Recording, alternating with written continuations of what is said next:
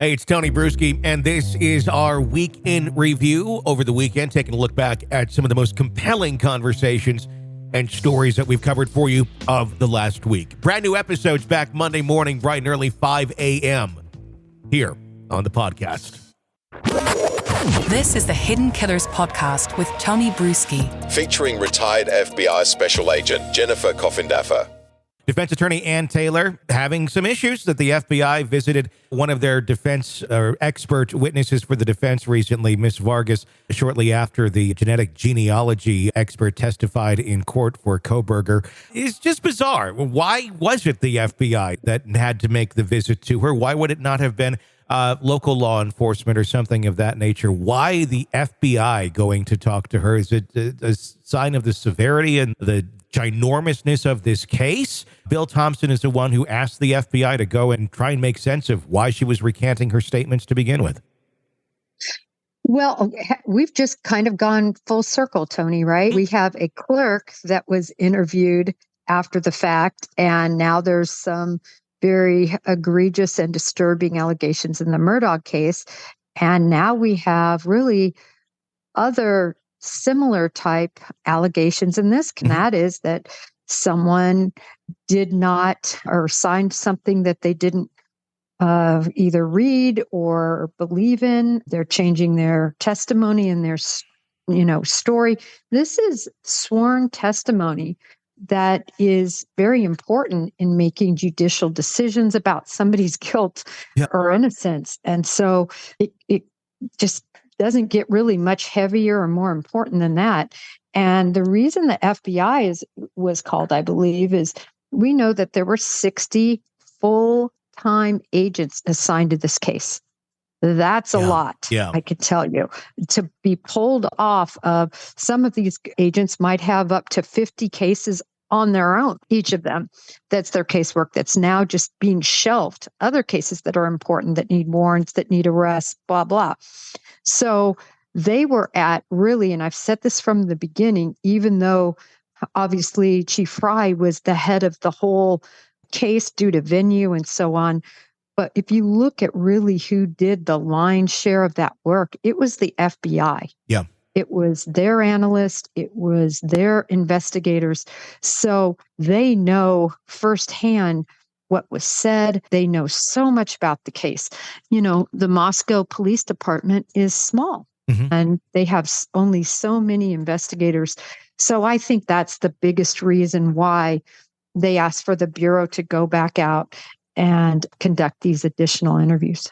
How difficult is it for a case to go from start to finish, whatever that verdict may end up being, flawlessly? And I guess that maybe be the wrong term, but without a lot of error. There's always going to be human error here and there. But when you have such a high profile case like this, and you have people basically, just chomping at the bit to convict someone that looks extremely guilty, like it does in this case, for them to overstep their bounds and to do things and say things that are going to represent the defendant in a very negative light, when maybe there's already enough to make them look negative. Why add to it, just as we're now learning about in the Murdaugh situation as well?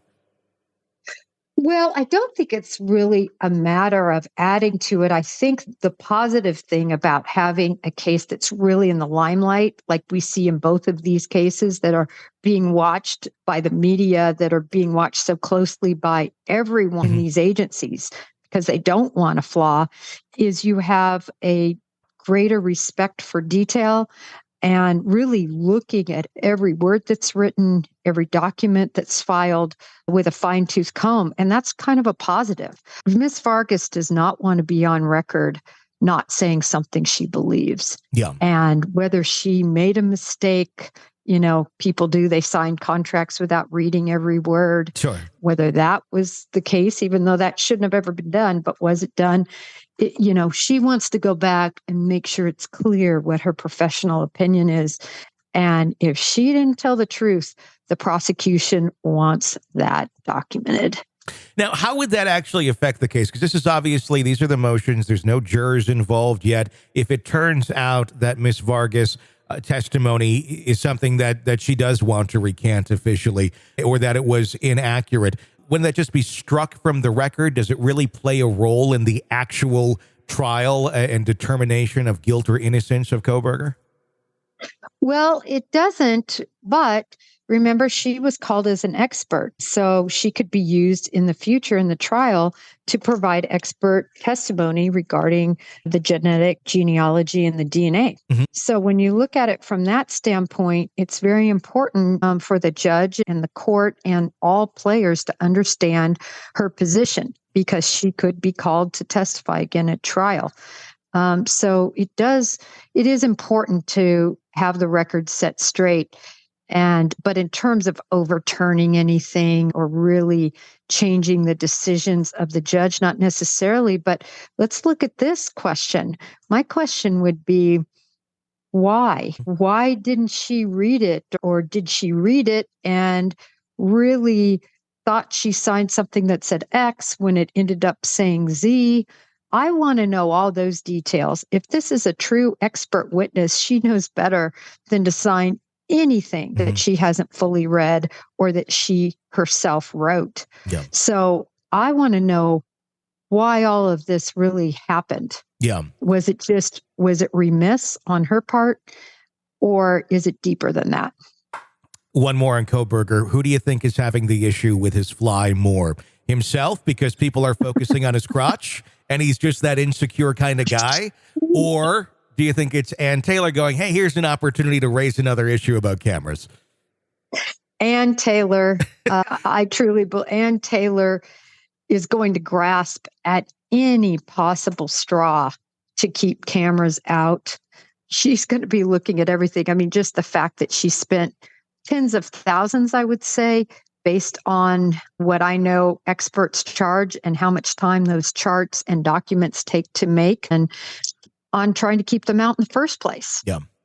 I mean, so this gave her an opportunity, even though if you really look what really happened, obviously it was somebody on Twitter that just focused in on that and then showed the photo, but she's making it into so much more than that.